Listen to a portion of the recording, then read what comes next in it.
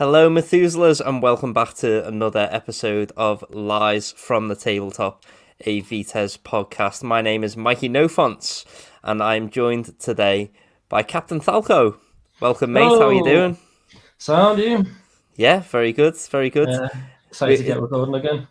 I know, it's about time. I feel like we say this at the start of every episode.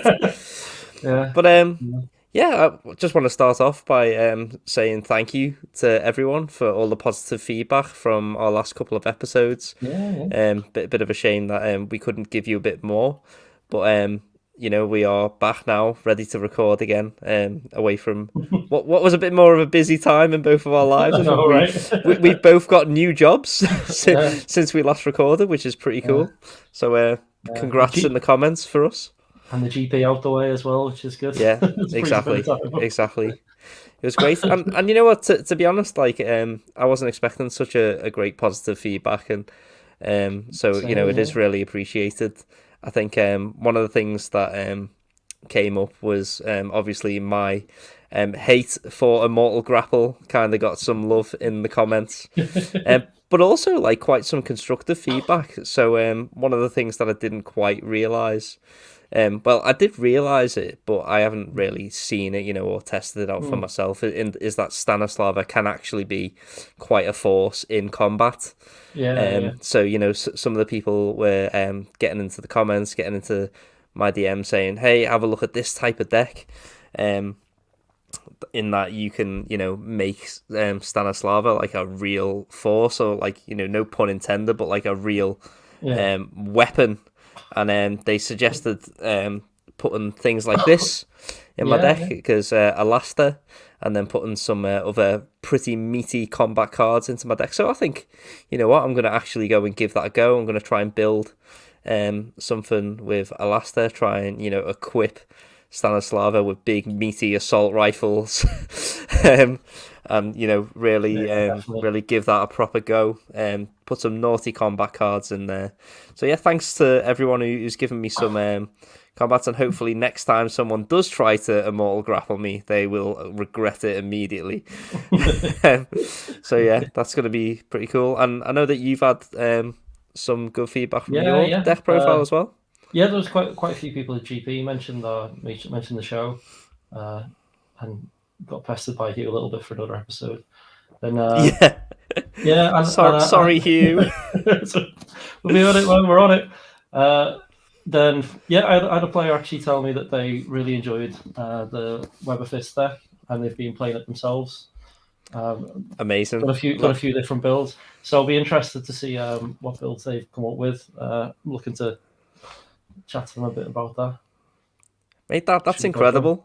I didn't think that, when we started doing deck profiles, that people would go away and actually build the decks that we were talking about. But yeah, again, it's just such an amazing part of this community, something that I'm discovering more and more of. Yeah, definitely. Especially wacky players, because wacky players can just click your list and then go off with it, a lot less work than building it physically. Just import 2 Lackey, let's play. It's kind of sweet. I mean, I've done that myself a couple of times over the lockdown. Just route lists you like. I mean, to be fair to your deck though, every time I do think of Hakim's Law, I just shiver slightly. It's such a busted card. Yeah, it's nice to put that fear in someone permanently. Yeah, I know. Well, I mean, my eyes twitching, Shrek. But yeah, anyway, before we move on to the rest of the podcast, I believe we're on the same ale tonight. Cheers, mate. Yeah, we are. Again, I don't know whether we're supposed to plug it, but screw it. It's just a recommendation. That's it. Yeah. Innocent Gun, Irish Whiskey Cask. Sponsor us, please. Scottish Oatmeal Stout. Mate, if they want to send me some Scottish ale every week, that would be the absolute business. Even if they send me half a bottle, that's worth 80p, I'd be like, it's 80p more than we're getting at the moment.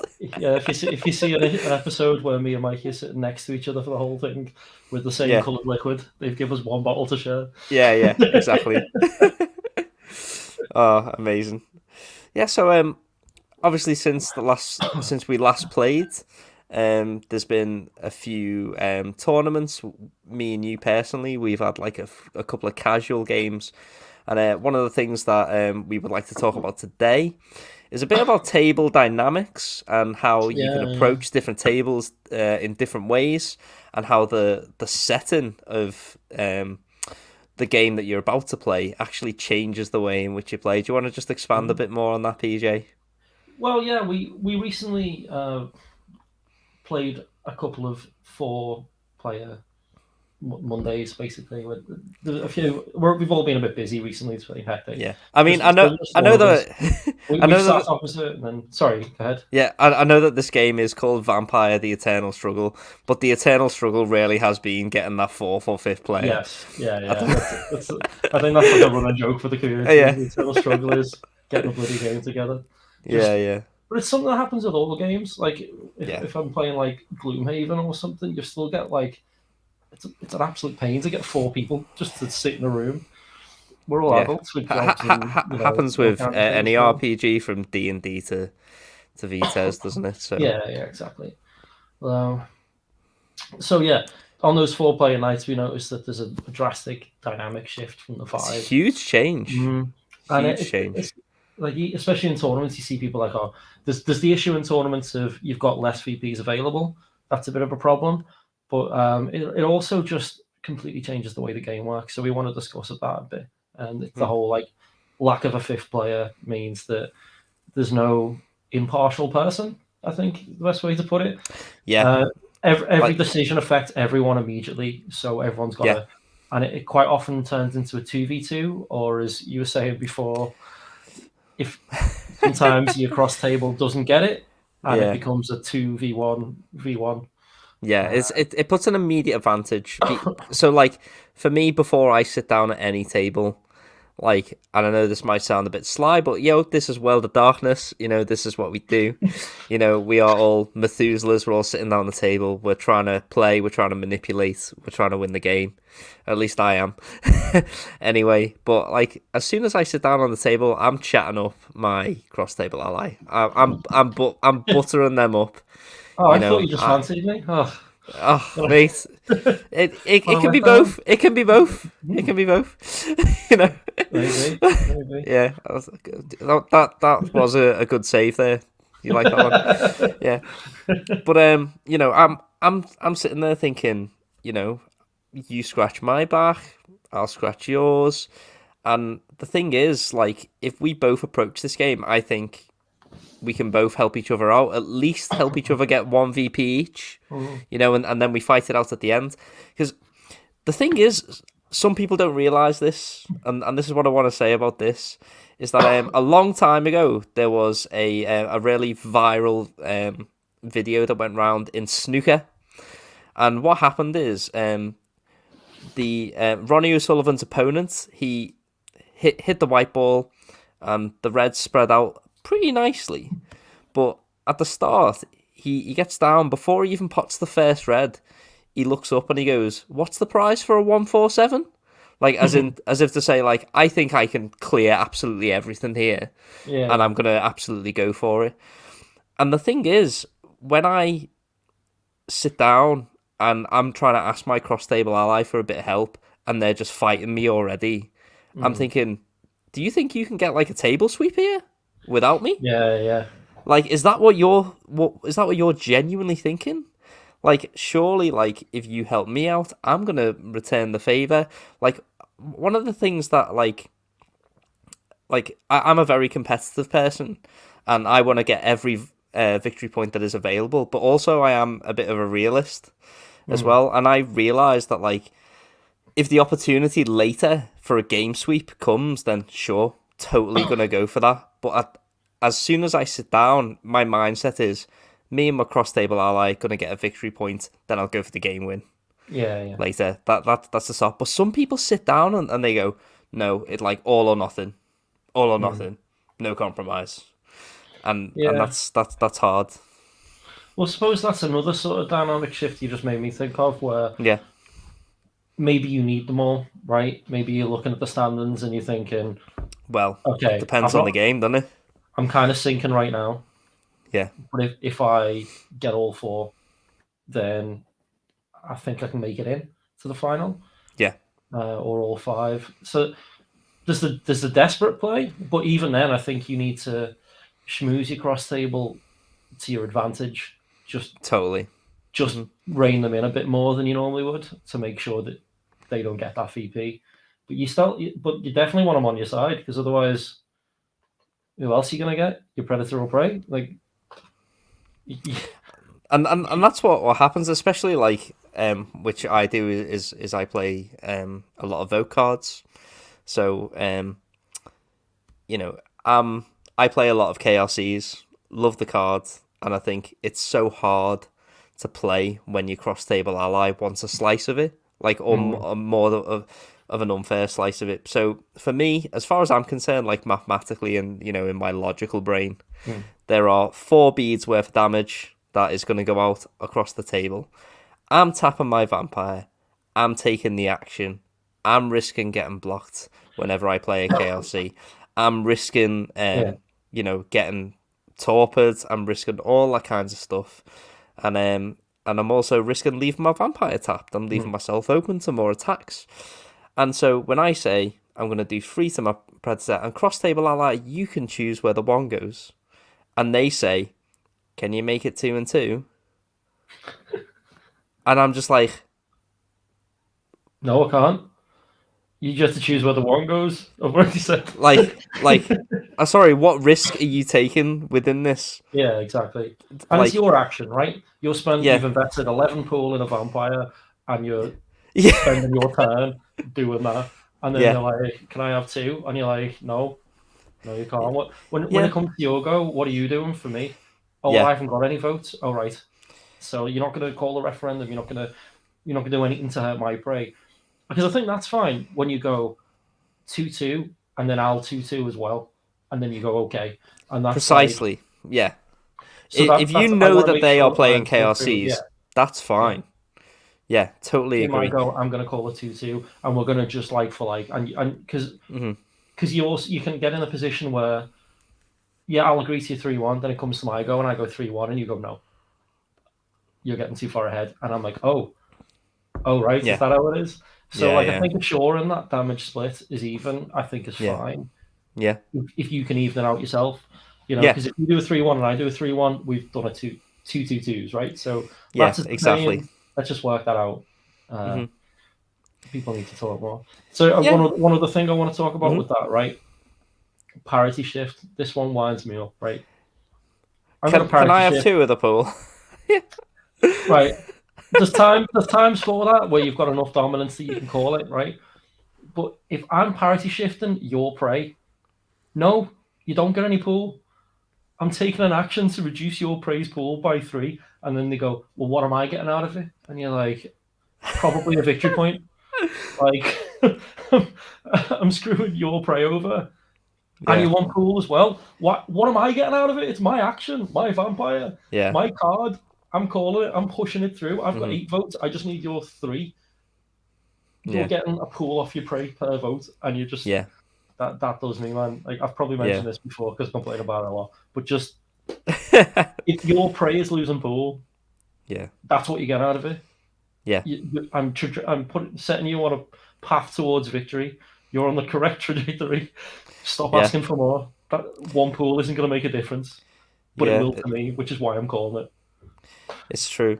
Like, and the thing is, like, it's just like with KLC, if there are 4 beads, that means there are, like, you can split those into 25%, can't you? And if you say, you get to call that, but you only get 50% of the benefit of the card, and I, who have done nothing, wants the other 50% benefit of the card by, getting that 2 beads off my prey, then it's just not fair. Like, and I think ultimately what we're trying to say is, right at the start of the game, I think it's important to set a precedent with your cross table ally, like to realize like you can go tit for tat.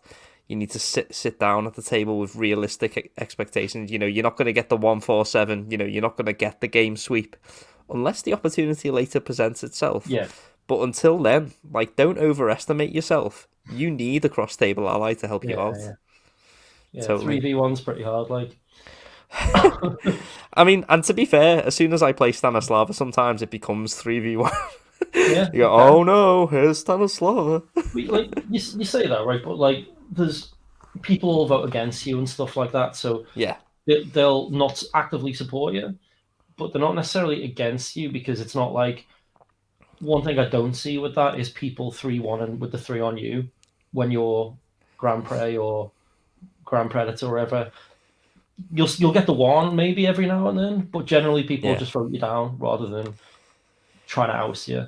Well, it depends on the dynamic. So the next thing that we'll talk about is that I've noticed that when we play casually or when we're not playing in a tournament, as soon as I play Stanislava, everyone's really aware of that deck's potential, and so they do turn on it. But whenever we're playing like a more casual game or a game that's like a one-off, then what you've just described happens a little bit more.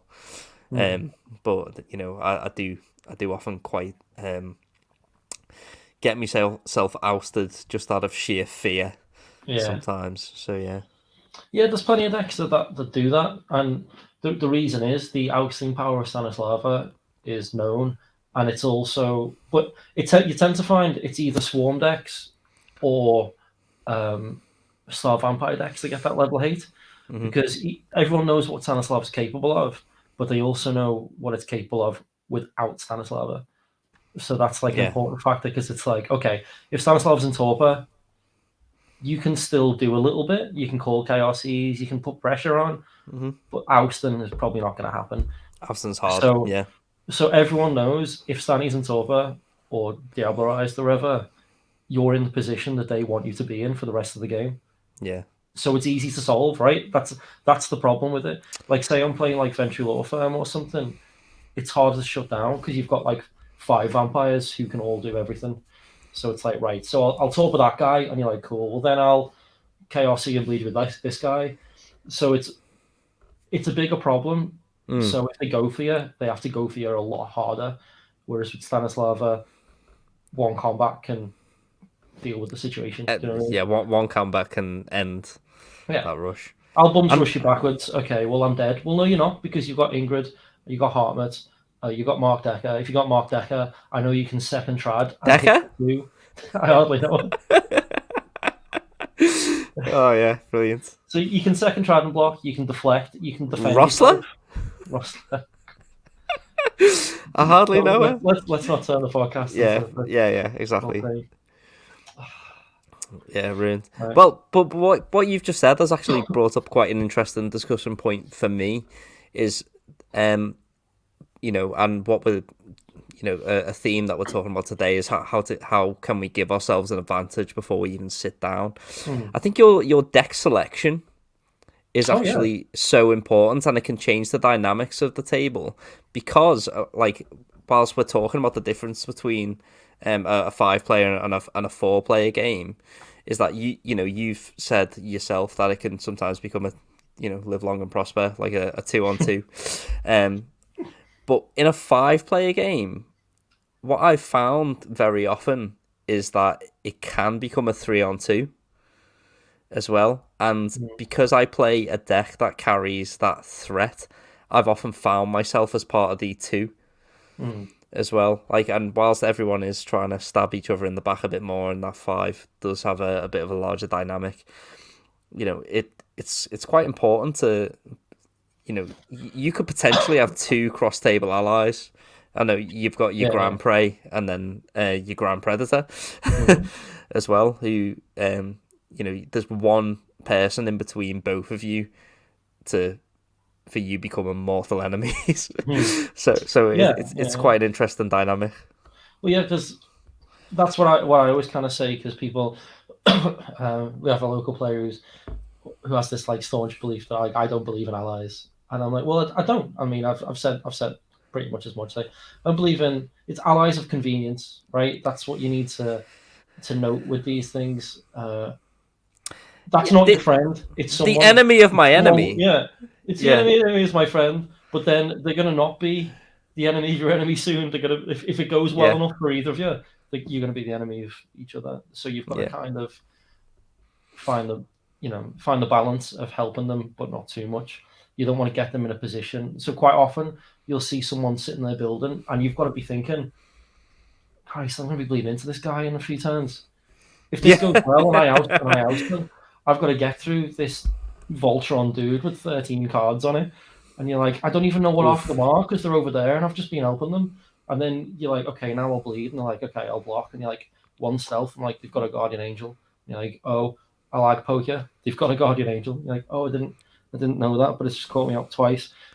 And what else? What's that on it as well? Oh, a Murder of Crows and Raven Spy. And you just kind of like, right now you've got this invincible thing I've got to get through, and I've used up all my resources.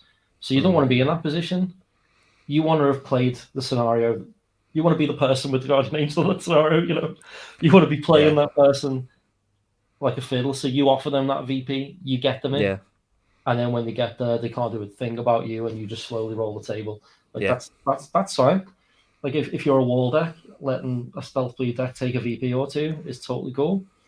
As long as you don't get that third, just manage the table. Make sure you can get ahead. Yeah, like and not expecting a table sweep, depending on the type of deck that you play. So, for example, if you are sat there, you sit down at the deck and you're playing aggro, weenie, rush deck. That is, trying to bleed for 6 on turn 3 and bleed for 9 on turn 4.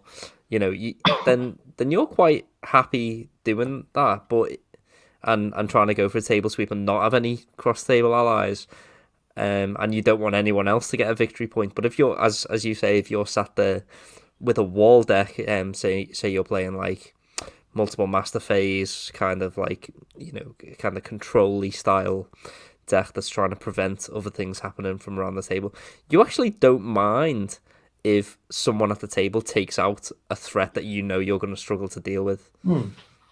So if you're on like mono war specs, for example, right, you're just blocking dot deck, and your Grand Predator's a stealth bleed deck, and you played Smiling Jack turn 1, you aren't stopping that guy getting a VP, right?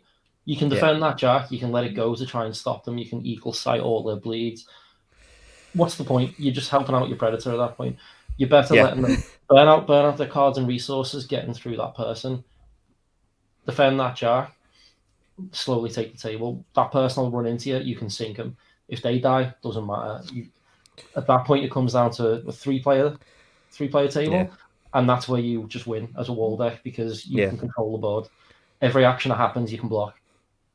Unless your prey is a stealth bleed deck, at which point you've probably either they've took the table, or you've talked to people, or you got really lucky with some eagle sights. Like generally, if you're to the right of a stealth bleed deck, you need a lot of intercept and the eagle sight early on, or you need to talk to someone, and then they'll help you sink them, give you the VP. And if you can make that arrangement on a one-for-one victory point, like I just said, it then comes down to 3-player game. You dominate. So you're in a good position then. you've got to work out not just there's the who's the threat to me scenario, and there's a who's a threat to the table, because a threat not directly to you that can take the table is a threat to you. So you need to be thinking like, can I let this person just take the table? No. Are they going to if I don't do anything? Yes. Oh, right. Okay. If they get a VP, who gives a fuck? Like, people get VP, that's fine. Exactly. It's not a table win. Just make sure you've got to constantly reassess the table. Like, you should be doing it between turns and definitely during your own turn before you make any decisions. Which is like, as we said before, it does depend on the scenario. So like, if you're sat there, you're round 3 of a tournament, and you've got 1 victory point to your name, like, you go into that last round, you need a table sweep to even have a chance of getting that final table. So, it does kind of depend. But speaking of that kind of stuff, I'm sorry to talk about it again for the listeners, but I am still on a learning curve with Vitesse, and some like most things Vites, you do end up learning the hard way. Yeah. Very true. Yeah, and so me and you were at a tournament, and normally what happens is you get dealt a card, and then you sit down at a table, and that's your bleeding order. That your predators and your prey pick themselves. But for the first time in my illustrious Vites career, I found myself having to pick my seat. Now, I think I'm wearing the right chair for this. You got any wood? Settlers of Catan. Oh yeah. And so one of the things that I noticed when I first started playing Settlers was the direction you put your road in from when you place your first house. Mm-hmm. And by the way, sorry if no one else has played Catan, but if you haven't played Catan, what are you doing? Go away and play Catan. Yeah. So it's a great game. You basically put yeah. It's a grid of hexagons, right? Yeah. You get to place your little settlement, which is a little wooden thing. You put a little house on the corner, and then you kind of roll randomly each turn to determine which resources come out. So I think there's 4 different resources, right? Yeah. So if you're next to one of those hexagons, when that number's rolled, you get that resource. So you kind of want access to all 4, ideally, from the get-go. Precisely. Or maybe focus on 2. Yeah. But in the initial placement phase, which I think is quite similar to, a final table in a Vites tournament where you're choosing who you're going to bleed into, you get to choose where you sit. What you need to realise is that there are other people picking after you that can place themselves in between you and the person you've just selected to bleed, which is what I didn't know. So in Catan, one of the things that I do is I know it's probably optimal for my road to point off into this way for those really good resources, but I know that someone's probably going to place down over there and block me off from that anyway. So for example, in the tournament that we went to, I would have had I known that someone could plonk themselves in between myself and the person I just selected to bleed, I would have sat somewhere else because I'd have known that. And so instead, what happened? Obviously, me playing Stanislava, stealth bleed, vote and bleed, whatever you want to call it. To have Mark with his, obviously, it's quite a well-known deck now. He does play it incredibly well. Mark from Patriot Games in Leeds. He does have an excellent wall deck, and for me, that was just game over. It's intercept block deck, and I was just like, ow. Yeah, I think that was pain. Corner Wall he played. Yeah, with Tremere. Yeah. And it was just, it's horrible. With a totally very powerful deck, and it's one of those ones he's had for many years because it's like the crypts, like from basically the early sets, not Jihad specifically, but the early sets, and he's had a lot of time working on it. You played it quite a bit online. It's gone through many phases, and it's brutal. He's very good with it too. But again, that's just like another way in which, like, before I sit down at the table, I wish I would have approached the game a little bit differently, because I think I could have picked like a slightly suboptimal seat for a longer term advantage, as opposed to just going, this is the best seat right now. Did you I can't remember where about you were seated. I was about to check the arc, but it's on a different laptop. I can't remember where you were seated though. Were you third to pick, or? Yeah, I was third to pick. So I think because I think I chose after you, right? Yeah, because I went to your right.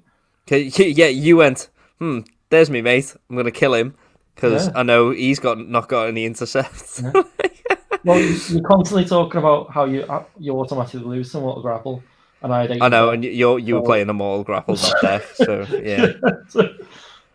And to be fair, you messed me up, like, so. But you're kind of the ideal prey for me, sadly.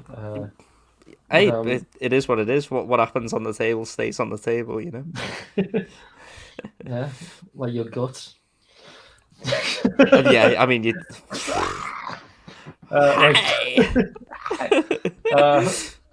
What we saying? Oh yeah, so like I had the luxury of not having to learn the hard way because basically my technique was not do well enough that I didn't get to choose my seat. So my first two finals, my first two events, my first two finals, I was bottom seed. So it was like sit down and then people will sit around you, and I'm like, okay. So I just kind of saw what was happening. And then it wasn't until like a while after I got to actually like pick my seat. And then I'm like, right, okay. But then I've always had the problem that on each of those occasions, I've been playing like a toolboxy or wally deck.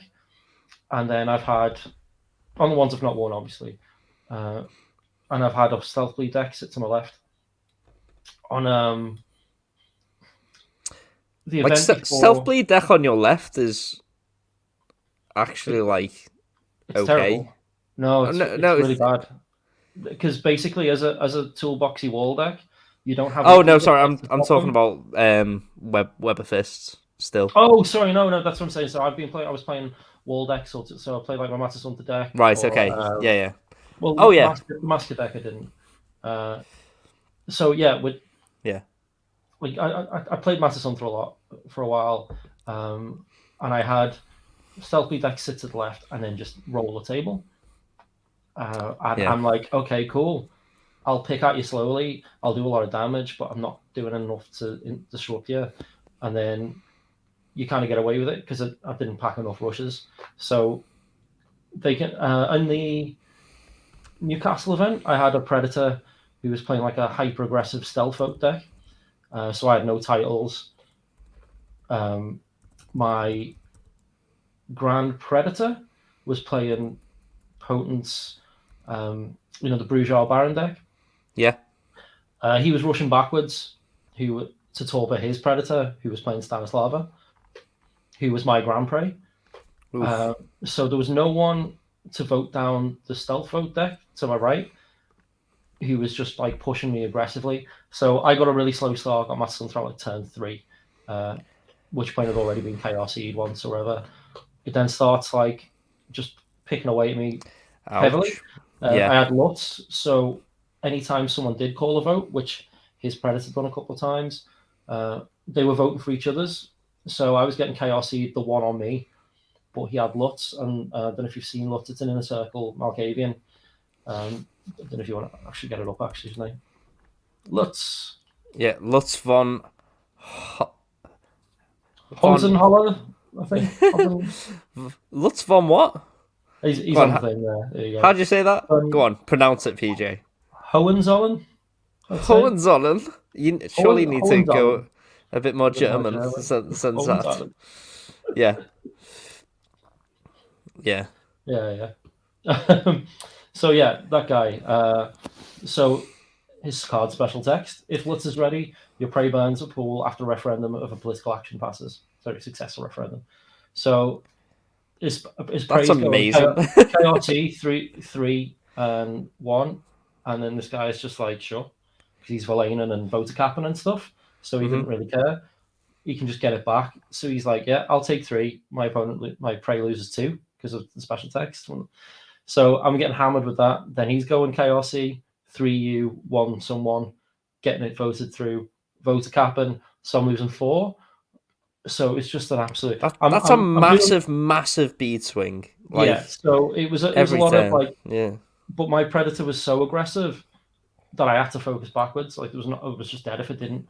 So I'm at a point where I'm like, I'm all in on Torpor and Lutz, right? Yeah. Meanwhile, my prey is playing Weenie Dementation. My Grand Predator is totally sank Stanislava by Torpor and the Vampires. So, sorry, my Grand Prey. Yeah, my Grand Predator sunk my Grand Prey. So, yeah, he's got an open field, goes right in, does him in. Then my Grand Predator is then facing off against the Sweeney Dementation, but playing Bruges, so the intercept only goes so high because Shout out Bruja. Yeah. Because his predator hadn't been blocking, the guy's stuck on stealth, so he's getting all the actions through. So, yeah, I'm in. I only need 2 stealth to beat you because you're playing Bruja Barons, right? Yeah. If you don't have enough deflects, then that's that. And he did have a deflect at one point, and I'm going, send them to me, and we can all just like slow down, right? If my Grand Predator can just chill out for a minute, and we can deal with this guy before he rolls the table. And he's like, no, I'm going to deflect to my Grand Predator. So he's my prey. So prey goes, sure, I'll take it. My prey says, like, no pumps. Why would I? I'll just gain the pool from Kindred Spirits. So he's sitting happily on like 30 pool from all these Kindred Spirits and all these tiny guys that cost nothing. And I'm like, he's winning, right? This guy's winning. Yeah. And everyone's just like, no. And it's just like, no, I think I can get you. And I'm like, okay.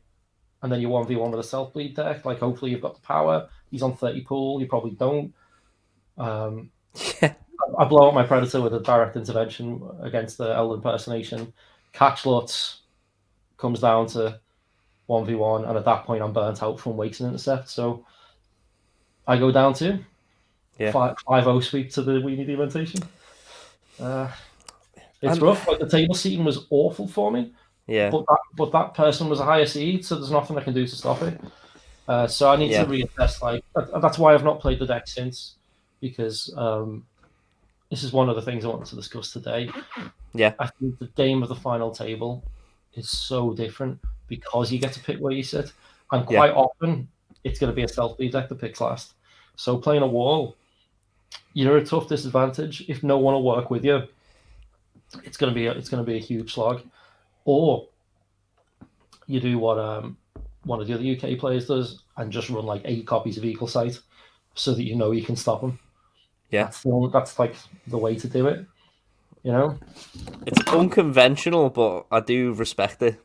yeah, it is, but I think it's also necessary. I think I'll see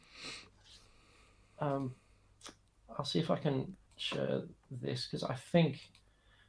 I know Bram won the Belgian Championships very recently. I believe the deck he used was something similar. I just got to find it. Let's see if I can find him. We keep talking while I'm looking though. Right, so. Oh yeah, it's cool. I think sitting down at the table is so different to like a casual game. Because when you sit down to a casual game, like as you begin to play, you can kind of understand who your enemies are. Yeah. But with when you are picking at a final table, like you know immediately what everyone's playing. Like definitely. At least if you've been paying any attention, you know who your enemies are, and I think also like you know that like certain players like they've travelled down together. And they're in the same car. They don't want an awkward journey home. Oh man, not in my experience. I think people don't seem to care much for that. I'm impressed with. To be fair, everybody says. No, I'm quite impressed. I am quite impressed with it. But you know, I do think that like, there's been times where I've seen like in fact I've seen the opposite. You know where. Something's happened and I just think that's going to be an awkward journey home. You know, especially in the Valentine's Day Massacre, for example. When we saw you know, and I don't mean this disrespectfully, but we basically saw James screw Mark over and hand you basically the win at one point. I was long ousted by someone at that point anyway. but I do remember thinking, that's what I mean though, right? Like that's a journey home. I screwed you over and a Leeds player screwed the Leeds player. So no, it's impressive. It it's goes good. To show that, like, there's integrity. There's integrity in the game for sure. It's like, I know you're my mate, but like, win the game. But win. like, you know, like, it's quite cool that people aren't just like throwing things because, especially for the organizer, you don't want to be sitting there going like, "Excuse me, this is This is a bit dodgy, actually. And collusion's such like a nightmare for something like that, because you've got to sit there, work it out, and then it's like a big accusation, and then if it screws the game up because you've got two players who need to be punished and potentially removed. It's so, yeah, I'm glad to not have to deal with that. But I found the deck anyway, if you want to. Yeah, cool. Let's add that up. Just to say before we go into that, like that, I do think that like in card games that we've played in the past, like I've played Yu-Gi-Oh, you've played Magic, and we both ended up playing Magic.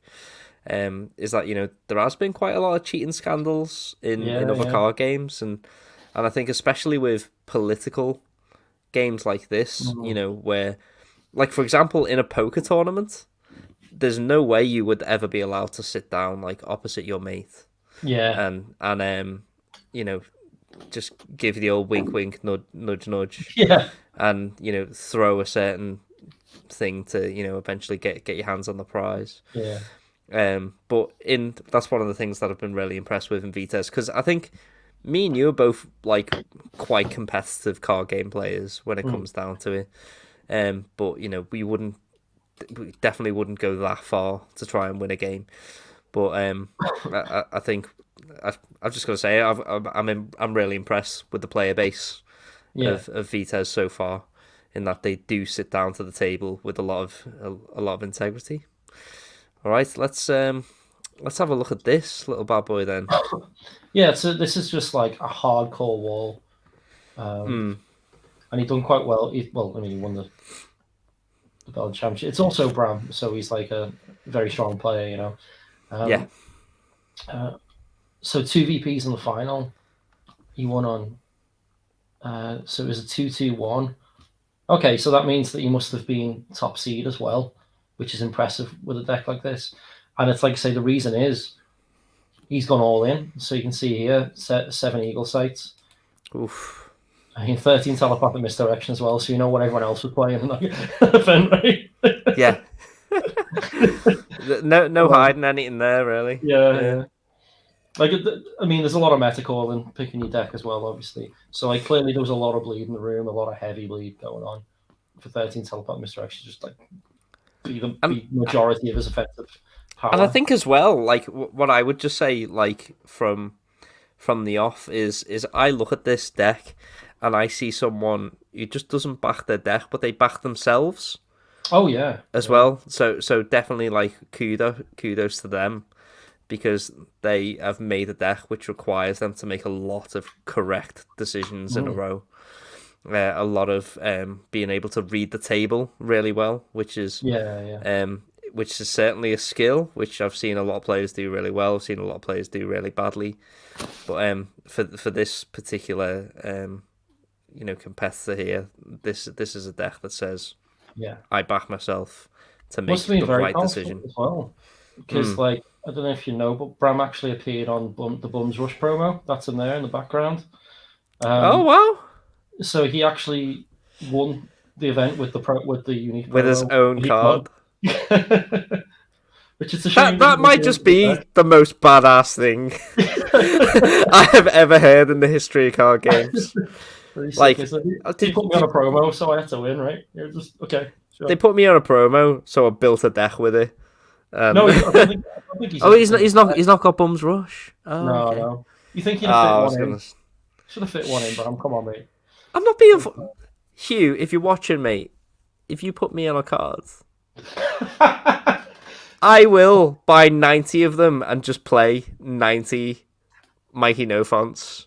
Right. So, Archbishop of Liverpool. You'll have to be on Asher tablets, and if you're going to win with just 90 copies of the card, I think. Well, yeah, probably. but total side quest now. But if you were on a card, wouldn't you play like at least 8 of them in a deck? Surely. I don't know. I ran into Matt Green at the expo. Oh yeah. You guys might have seen I was there with Black Chantry at the UK Games Expo last weekend. How was that, by the way? Oh, it was pretty cool. Met loads of. It's great because you always meet loads of people, and they always walk up to the stand and then they walk over and start looking at the new product without saying a word, and you can guarantee that when you say to them, "Do you know the game?" They'll go, "Oh, is this Jihad?" I used to play Jihad. Yeah, nice. So you meet a lot of like old players, and then get a lot of new players interested as well. We're like still going, baby. Yeah. Like someone came up to stand and said, I'd play, but I've got no one to play with. And I was like, where are you based? And you're like, Liverpool. It's like, okay, I think I know someone. Yeah. Yeah, and you've got a couple of brand new players for our play group as well. Well, they played with us on Monday, just gone. Yeah. So, Brilliant. It's pretty cool. Yeah, beers and cards. It's a tempting offer, isn't it? Really. Can't think of a better way to spend an evening, to be honest. Yeah, brilliant. So got off topic there. No, it's all good. So at the expo, I ran into Matt Green, who's an old player who he's the artwork on Gold Pan Dan. I don't know if you want to load that one up. Yeah. So he comes over to the booth. I met him. I'd only met him the year before, but it was quite funny because one of the other guys who was there was like, "Hi, are you familiar with the game at all?" And I was like, "He's in it." So that's him, Matt Green. Really nice fella. So when I joked and said, really, he looks a bit dodgy there, to be honest. I know. Well, I've never seen him with the blood hanging from his mouth, so he must carry a towel with him to clean up. Well, that's what makes the masquerade so important. Exactly, to be fair, exactly. So although he is Sabat, so maybe he's converted. But jokes just going off the rails right now. I'll try and rein it in. So I mentioned to the guy that he was the face of Gold Pandan, and then Matt just kind of sighed, and he's like, "Yeah, it really feels bad when you get ousted by yourself, you know." I hadn't even thought that there's a flip side to the coin, in which someone would just be like, "I've got a MikeyNoFonts," and I just like, yeah, if you give him potence, and then you bums rush Stanislava. MikeyNoFonts uses Immortal Grapple. Yeah, like, I do it. The thing is, like, there'd be no way a MikeyNoFonts card would even have the disciplines possible to use an Immortal Grapple. But what you would do is you would give him would give him the disciplines just to make me use Immortal Grapple. Hey man, I'll be right on it. But then Captain Thalco, I'd definitely give him like an assault rifle, something like that. You know what I mean? Like he'd be like in the army, kind of. Oh mate, I've done a bit of AI on like AI art of Captain Thalco. Always looks like Javier Bardem. Don't know why. Always looks like Javier Bardem, just like in an army outfit. Fair play. Yeah, I played once a tournament in Leeds a while ago. I think it must have been one of the national championships, 2021, something like that. And Mike Nudd was there, who's one of the designers in the game. I think I met him. Yeah, he's like he's famous for his pork pie hat. Still with beard. Mm-hmm. But yeah, lovely fella. So the first time I met him, I was sitting there chatting, and I was playing Matasuntha. He was playing Goratrix, and he was like, I don't know if you've seen Goratrix. You might want to run him up. He's a really cool card. Mm-hmm. Kind of classic wall card. We can talk a little bit of that. So I'm bleeding him. He's blocking. I'm beating the crap out of him. He's stealing some blood. I'm kind of grinding them down, but slowly because. GOR. Oh yeah. Goratrix, not Goratrix. Sorry. big story card. So that one, the bottom one. No, the one underneath. There we go. Yeah. So yeah, can strike steal 2 blood as a built-in strike, which is pretty bonkers. So I've got +2 strength on Matasuntha. I'll hit you for 2. He's like, I'll hit you for 3. He's going to steal 2. So I'm slowly wearing him down, but he's wearing me down. So it comes to a point where I'm on very few beads and he's on very few beads. And he's telling me like it's quite long term. Oh, you were in the game. You're in the game. Yeah, I was there. Yeah. You're there. And he's like, so the games are taking long. There's a lot of arguing about votes and stuff. Me and him, as you can see, an untitled vampire Goratrix, Matasuntha. So we're just chatting while you guys are arguing about votes. Yeah. And he's like, that's my fault. That I'm like, what? It was that card? I'm like, what, Matasuntha's your fault? And he goes, yeah, I designed it. I'm like, oh, okay. Is it going to feel bad getting ousted by it? And he's like, a little. Yeah. We timed out, so it didn't get to. He was on like 3 beams. Yeah. He had like 1 blood on Goratrix and 1 blood on the guy and one pool, and I had like 3 minions. I'm like, well, I just couldn't get it. And he was like, yeah, you'd have got me, but just didn't come round. I mean, to be fair to him, to be fair to him, that is an absolute power move, isn't it? Yeah. To say, oh, that card, I designed it. Yeah. I think you should. Do you enjoy that, Def? Yeah. Then you owe me some. Thank you. Okay. Yeah, but also like I know everything that card does. Like I designed it to be able to do what it does. So you could like to say like without saying you cannot surprise me. Yeah. It's just. Oof. It would have been funny to play something and then be like, I didn't think about it with that. And you're like, yeah. I'm not that clever. Or he's just that good, So yeah, that's pretty cool. That's pretty cool.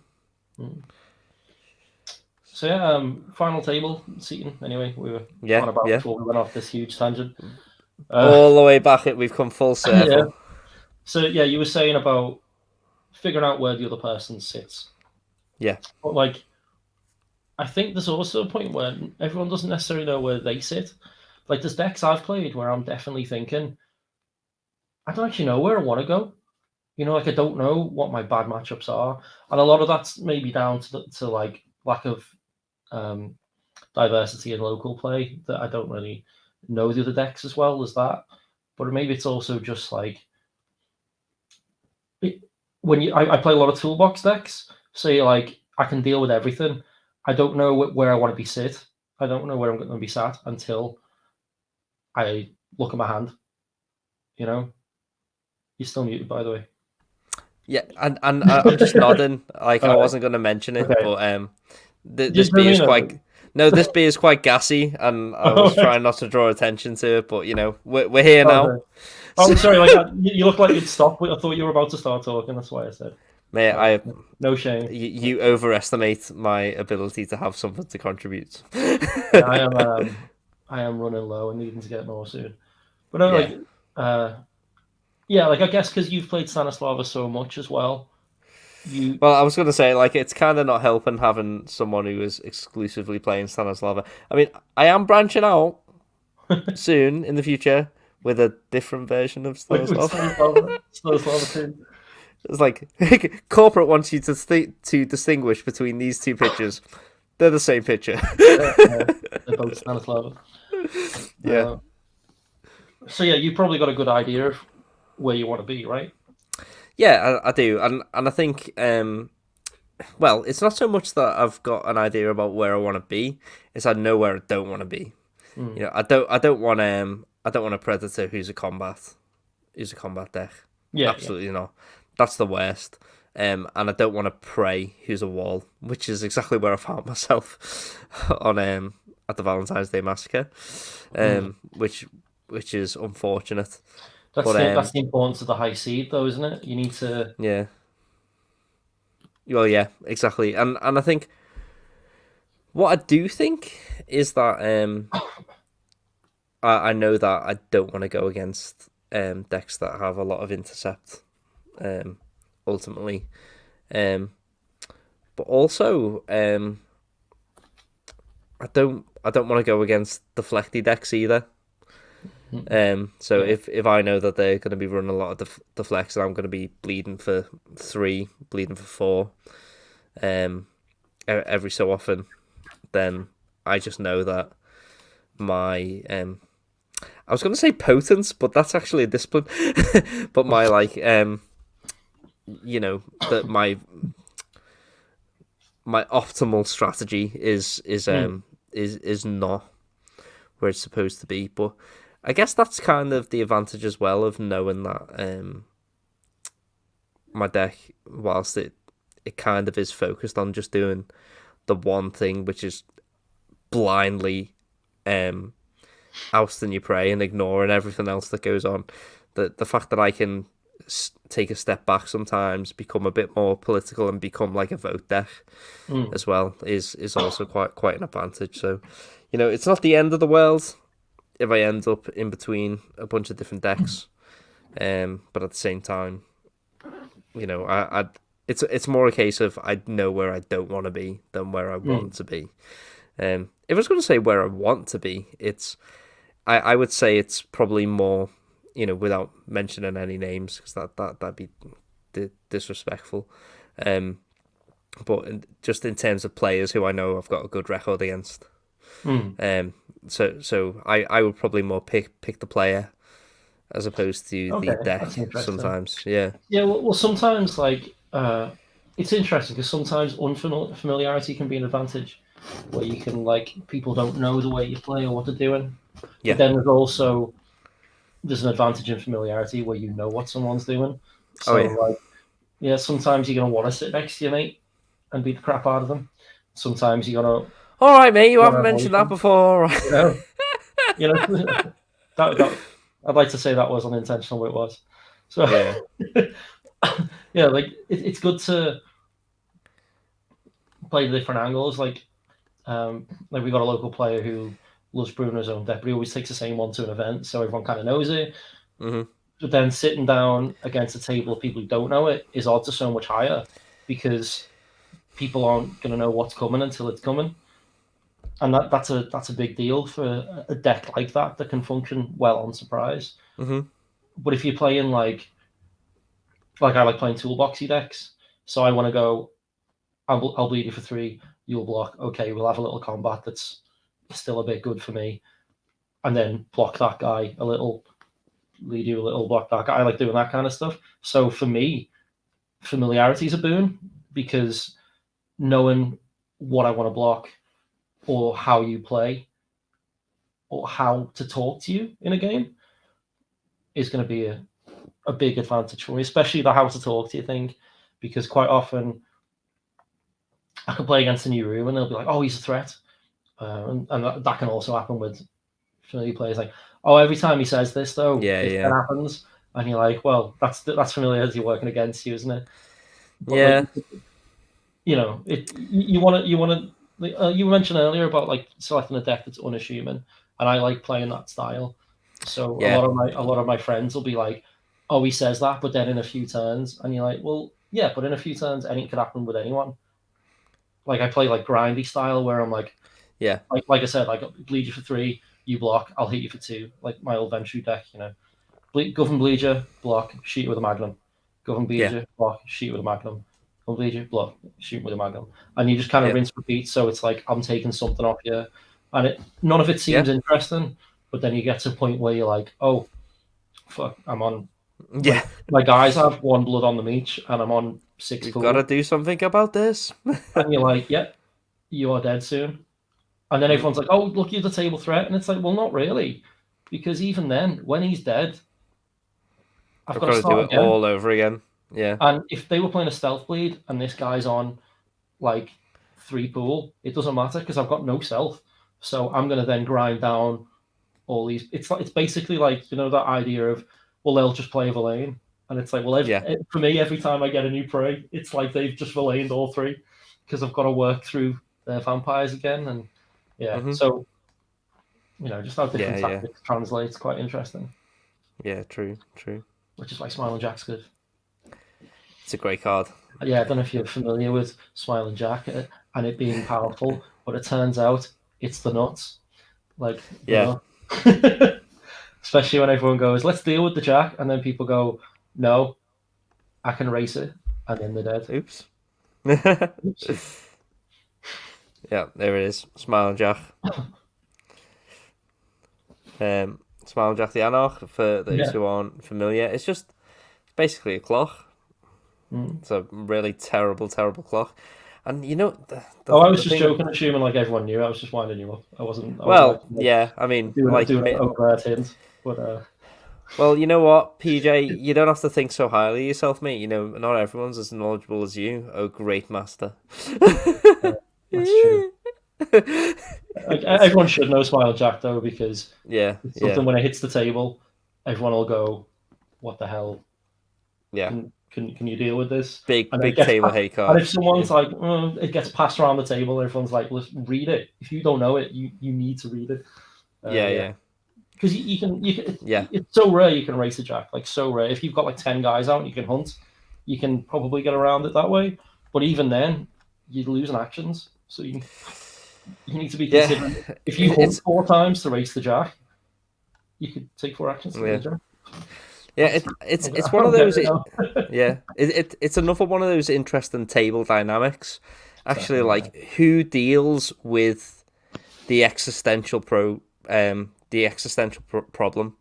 Like whose issue is it? So, for example, myself and you, we were at a table, and this card was being brandished about its brainwash, and I couldn't get any vampires out.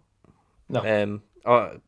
I had a lot of big cap vampires, and so this card is really good against someone who's playing 10, 11 caps, because you can play it again and again and again and just like stop people from getting their vampires out.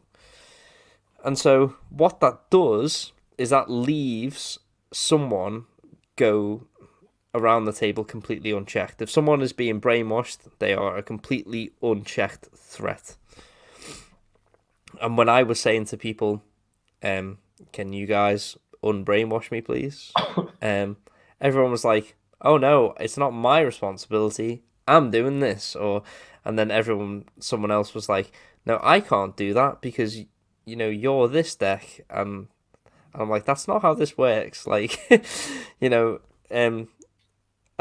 Stanislava that comes out on turn 5 is much less of a threat than someone with 4 vampires and bleeding you for 12 every turn. Yeah. For example, because they got 3 Hackham's Law out or whatever. Yeah. So that's players bad for everyone. Yeah, and so again, like dealing with existential threats to the entire table, whose responsibility is it? It makes me think of like in old work training where they do like risk assessment stuff, and it'd be like, there's a pile of boxes left next to a fire door so people can't move. Whose responsibility is it to check this? And then it's like your manager's, yours, everybody's, and the answer is always it's everybody's responsibility. Yeah, so that's my answer to you. It's everybody's responsibility. And it's true. Like, well, it's not everyone's responsibility. It's the person. So there's only 2 people at the table that doesn't apply to. Like in the case of a brainwash, for example, it's the prey of the person who's being brainwashed. They don't care. They're having a great time.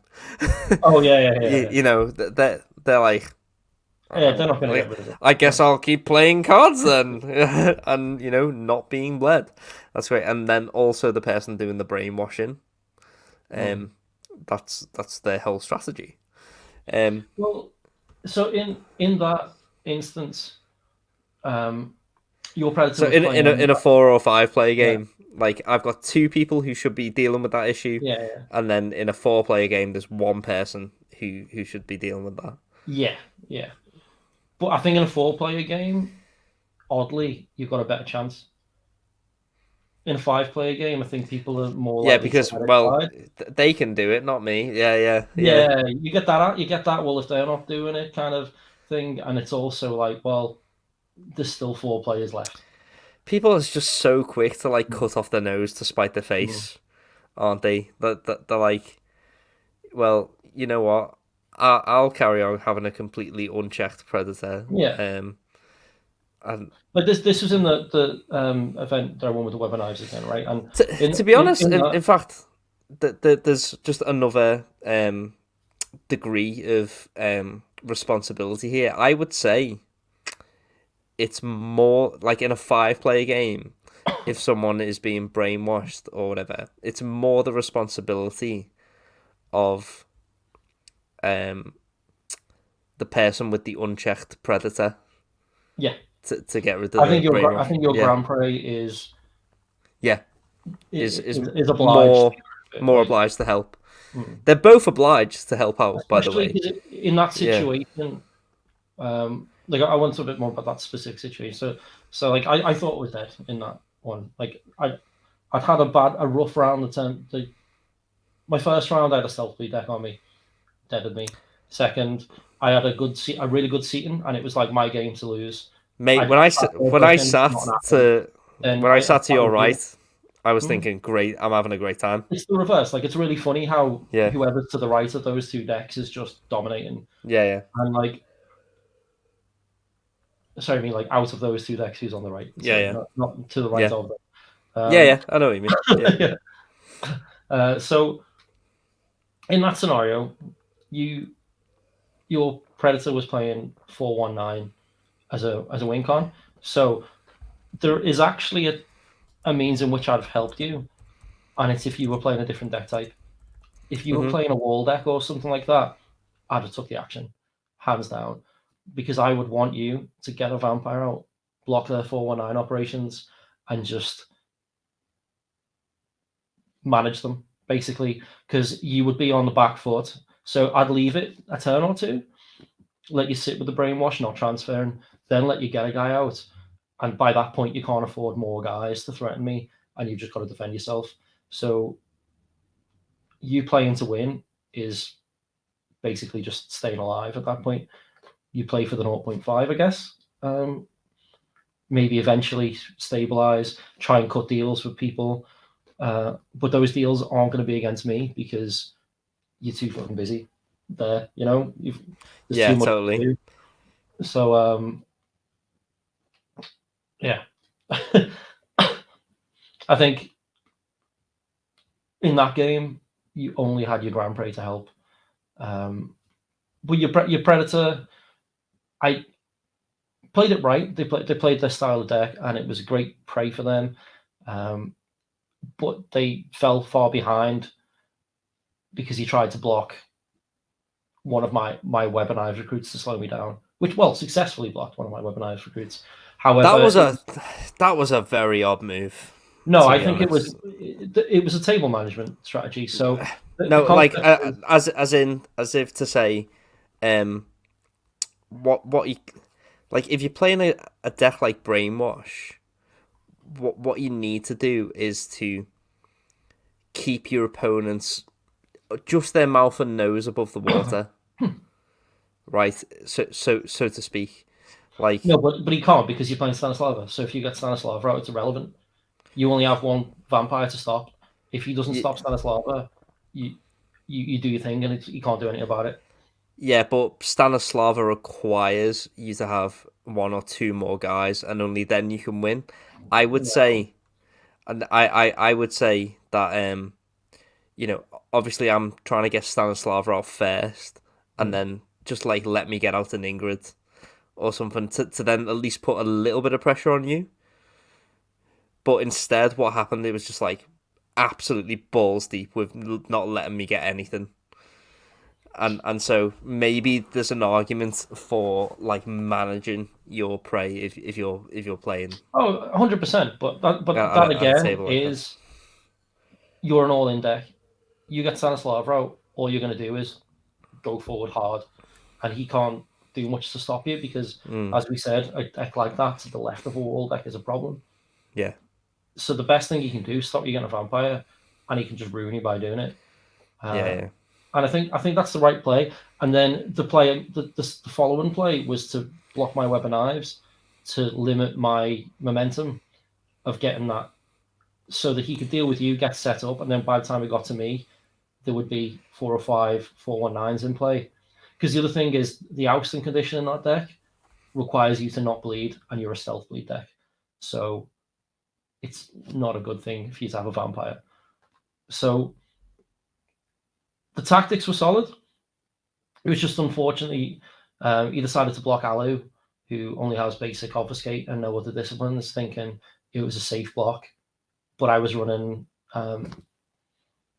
Target Vitals and Pulled Fangs, which got it, So Target Vitals, Full Fangs just ruin the game for him. So from that point, he managed to really hurt himself. And I was set up for a game win, which was great. And happened that way. So, like, I got really lucky, but I think that he played it right. I stand by that he played it right. It's just that he didn't have a read on a Targa Vitals Bullfangs, which, to be fair, he'd never seen Bullfangs. No, I'm not saying that. It's a Quietus deck, right? Just to clarify, I'm not saying. Yeah, just to clarify, I'm not saying blocking you was a bad move. I think he needs to do that. I'm saying maybe there is an argument for, if you're playing a brainwash deck, to give them something to help slow down. The problem is, right, so because I don't think Tommy was fast enough. But that's because of getting of the Bullfangs. Yeah, I guess. So it meant, because from then he started discarding 419s because he couldn't play them, and then he had to kind of like true. So that was the thing. So the concept of the deck is he just lands as many 419s as he can while you're dead and can't bleed to get rid of them, and then by the time it gets to me, I need to have several minions to get rid of it. So it was terrible seating for him as well, because by the time he gets to me, even if he gets here, he gets to me, and I've got 5+ minions, so I can burn that many 419s. So he's basically like the game. It was just bad. Like there's no real good scenario for him in that game, other than going all the way in, trying to disrupt me, and stop you completely, which didn't pay off. Just how the cards go sometimes, Aye, yeah. And it's also, again, like, yet another example of how, when you sit down at a table, like, a lot of the game has already been played. Yeah. Before even a single card has happened, for sure. Just because of the type of deck and the strategy that you're on, the strategy that that your opponent is on. And just to say to people, if you've made it this far in with us, thank you for still watching. Thank you for still listening. We are an hour and 12 minutes in. Yeah, I've written about tangents and barely discussed the actual topic. 70 minutes of pure nonsense with us. But at the same time, just leave us some advice in the comments. What are your top tips for sitting down at a table? What do you think are some of the most important differences between 4-player games and 5-player games? What do you think are some of the major things to consider when picking a seat? If you are a person who has been skilled and or fortunate enough to sit at a final table, what are the things that you consider? Do you think that it's important to pick a deck that goes under the radar, or do you pick a deck that says, sack it, I will sit down as the table threat before we even play the card? And and there's a fine balance to all of that. Something else that we talked about as well is cross-table allies. Are you a person that wants to butter up your cross-table ally, or are you a person that wants to exploit them and try and get as much out of them as you possibly can? I'll be interested in hearing examples of learning the hard way you're talking about. Mate, I've more about that. Like, the thing is, like, I've learned the hard way plenty of times. It's just that other people who I've been in this scenario with, where they're supposed to be my cross-table ally, haven't. They've had it the hard way, but they've not learned. So one topic that came up at the expo is like a couple of people asked about like the roleplay side of it. Like, it is quite, it's very, very active to roleplay, and a lot of cards do exactly what they do in the RPG, and sometimes it kind of feels storytelling when you play a game. But they asked about like actually like being in character and stuff. Made me think of a friend of ours who plays Bruges all the time, and it's like basically RPGs. A rebel without a cause. So you'll be like, oh, when I think, and then if you're having a big discussion about a referendum, you'll just go, I'm voting against, and you're like, why? And he's like, because I just want you to shut up. And then he'll just bums rush your guy, and you'll be like, why are you doing that? And he'll be like, because I just want you to stop talking. Is this like, Bob? No, it's I didn't want to mention names. But I'm I just think because Bob is someone who we play with. Bob role playing. That's just Bob being Bob. Yeah, but like Bob's just a legend, and he just goes, I'm gonna do this because it's funny. Like there's a role playing aspect to the way that he plays the game. You know, it's amazing. I've seen you use the plot because you go like, why are you voting for it? And he's like, I just thought it'd really annoy you. And you're like, I'm like, you're right, but you lose as well. I've literally passed votes and he goes, will you vote in favour of this? And like, well, why would I do that? And I've said, because it'll piss off Mikey. And he goes, oh, right, okay. Yeah. Or you say to him, like, one of his best arguments that you can do with Bob is like, will you vote in favour of this just because it'd be really funny? And he goes, yeah, I'm here for chaos. Yeah. You know? Yeah. Exactly. Someone was saying to me a while ago, I can't remember who it was, but someone was just like, I really hate like trying to make deals with him because he just like, he doesn't make any sense. And I'm like, he makes perfect sense. You just don't know how to talk to him. Yeah, exactly. And by the way, Bob, if you're listening, by the way, don't mean any of this disrespectfully. Like, he knows. we love his play style, and it's always a good laugh. Yeah, we haven't seen him in ages. He turned up recently. It's great to have him playing. But no, Luke I'm talking about. He's he'll just Luke, because he just goes like, well, I'm a Bruges, aren't I? So it's fine. You're like, okay, yeah. But then he played a deck with Goratrix in as well. He was playing Tremere Anti-Tribute, and I'm like, okay, I'm gonna call a KLC, and then he's like, what's in it for me? And I'm like, what, you want to talk to me? And he's like, well, I'm playing Tremere now, aren't I? So I've got to get my dodgy angle in. Yeah. I want to try and be sneaky and stuff. And you're like, oh, right, okay. I guess I've got to look at what crit you've got before I make any deal with you in future. And again, just to say, we are not sponsored, but if lore and stuff like that, Luke is a person that who plays with us. He plays Vites, and he absolutely embodies the lore of the game. He runs his own podcast, and if you are interested in that, go and search on Spotify Luke Lore. I'm a listener to that myself, and it's all about the origins of certain myths and legends and mythical creatures. Yeah, it's really, really interesting. He's a fun guy. He's got a few cool projects in the works as well. Yeah, he does. We might get him on one day. You never know. We'll definitely get him on. Yeah. I was speaking to him. I know you seen Dean the other day. Yeah, I was speaking to him the other day about and one of the things he is keen to talk about is the lore of Vites, and so that's something that he's it's a little tie-in podcast. Sweet. Yeah, exactly. That'd be sweet. Collab. #collab. We're connected. Yeah. Exactly. So that's another thing we discussed. Maybe doing interviews and stuff as well, getting people on. So it'd just be one of each of us. So I need to figure out the software and stop just depending on Mikey to do all the work. But, well, mate. Can't just turn up and have a beer like I normally do. So. Yeah. It's all good. I do enjoy it. But that said, I appreciate all the work you put in, man. Really do. Mwah. Well, that said, I think the sun is coming up. We need to head back into our domains. And I'm going to send Mikey to talk. I mean, fall into that deep sleep. You do that every week, mate. So. Mostly my beers ran dry. So. Yeah, exactly.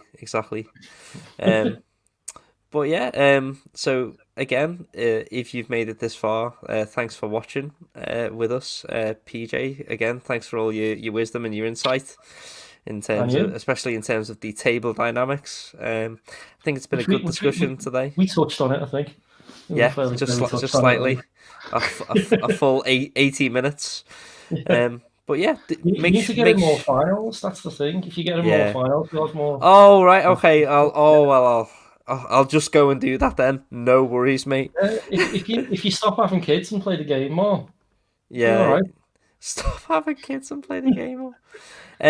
These breeders never show up for events. Breeder? I hardly know. So, by the way, upcoming tournaments for those UK listeners. Tell us about the Norwich event, mate. We've got a Norwich event coming up the end of the month. I believe it's the 1st of July, is it? Yes, 1st of July, yeah. Yeah, should have got that up ready. We got a little picture, but never mind, it's a bit late. 1st of July, Norwich event. It should be really good. We're going to hopefully be there. We're planning a little road trip down. Maybe bring a couple of locals with us too. Hope to see a bunch of you there. And we've got some more events planning to come up. We'll announce them as soon as we can iron out the details.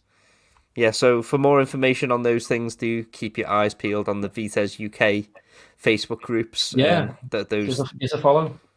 Those things will be doing. And if you enjoyed our nonsense today, don't forget to like our video, do subscribe so you don't miss another one, and please do leave a comment for us, because just let us know what you thought of the episode, and also any other interesting table dynamics that you found quite interesting. But other than that, I've been MikeyNoFonts, and this has been Captain. Thank you for joining us today. Cheers. Peace out. Bye.